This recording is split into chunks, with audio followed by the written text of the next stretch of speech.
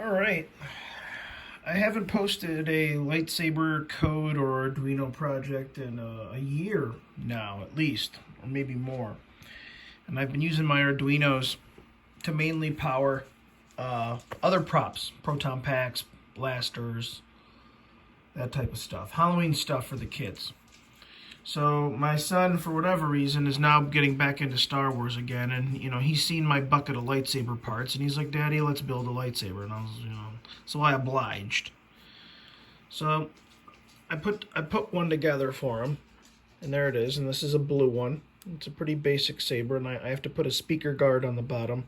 But here's how I basically ran the code for it, or ran the project.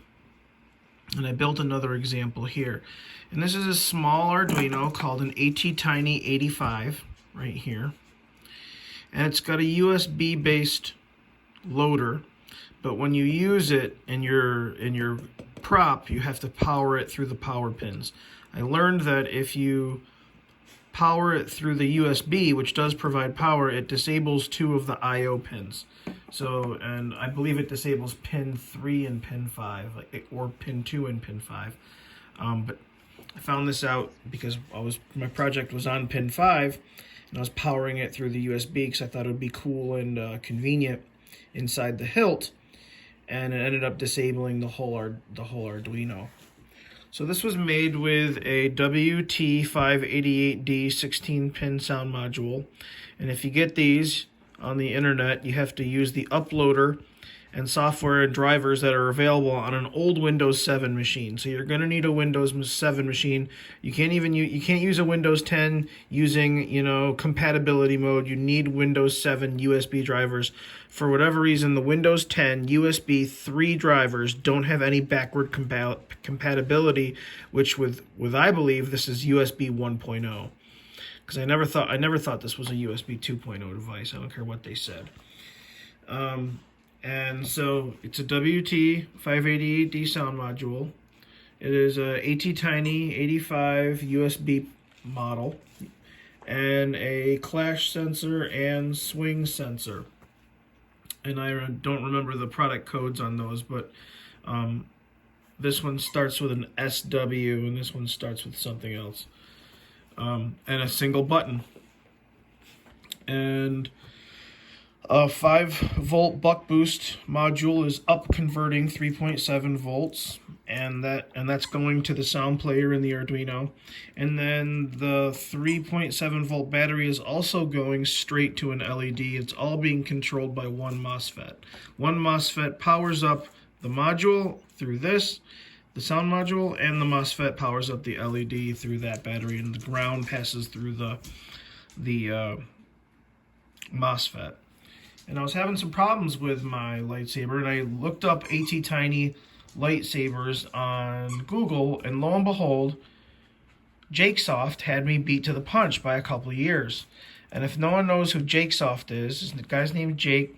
He's a lightsaber aficionado, and he's given more of his hard work and open sourced it to the lightsaber community than I think probably, from what I've Googled, is the cumulative efforts of nearly everyone else combined. His software is free. It's called Stream. I don't use it, but I've looked at it, and it's just ridiculously easy. So if you never want to program your own stuff, go check out his stuff and download it and upload it to your lightsaber, and then follow his wiring diagrams. I'm going to post my code for this in the comments, so it's just easily uploadable and wired. You can wire it pretty basic. And it's really small. It fits right in the hilt. Here's a 3D printed chassis of what it will go on eventually. It's all of this that you see here is gonna fit in here, and parts of it are gonna be glued underneath. And then this, what I like to call the TIE Fighter sled, because it looks like a TIE Fighter. These fins are slightly larger than the inner hilt of the lightsaber, and it holds it firm in the lightsaber, so that when you screw everything on, it doesn't twist everything up inside the lightsaber. This is slightly smaller than the pommel, so you can screw it on, but it's big enough where it doesn't bang around in the pommel so much.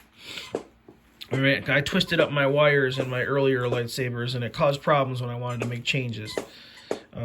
Really made me throw out most of the guts and just start over, because eventually you start gluing everything together and you can't get back into it. All right, here goes. Let's get this thing going. It's pretty basic. Sorry if the audio is bad. My dog is chewing a toy. There you go. A nice bright red. This is going to be a Sith saber. Here's the other half of the hilt. I love this sucker. It's got a nice spike for ultraviolence. And that's all custom saber shop stuff. And there it is. I got that set on a random number, so there's 2 different clash sounds. There's the speaker. Put something on it to amplify the audio. You always need a shroud on a speaker or it's going to sound like crap. It's way better, right?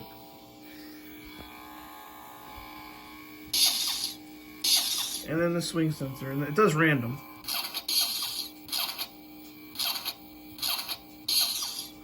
And then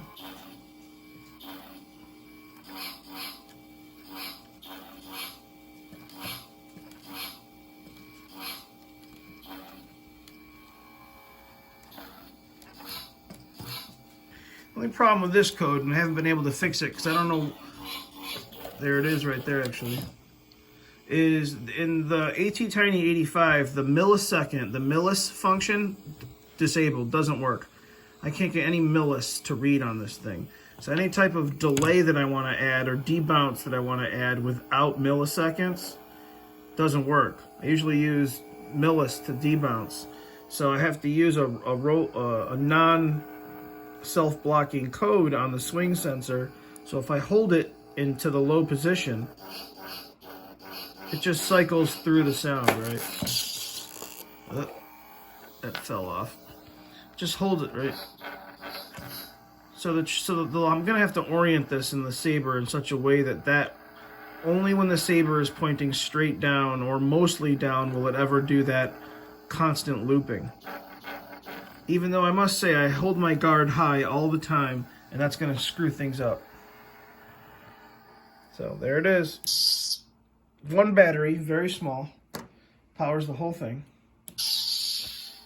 And thank God red LEDs need a little bit less amperage and voltage. You can power the whole saber with this.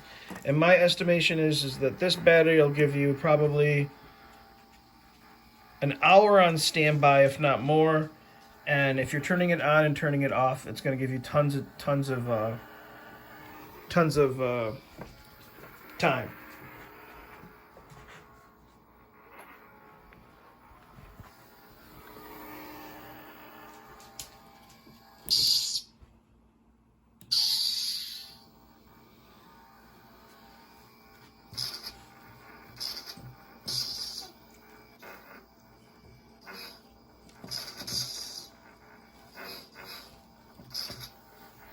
Okay, there you have it. Lightsaber and a very small Arduino.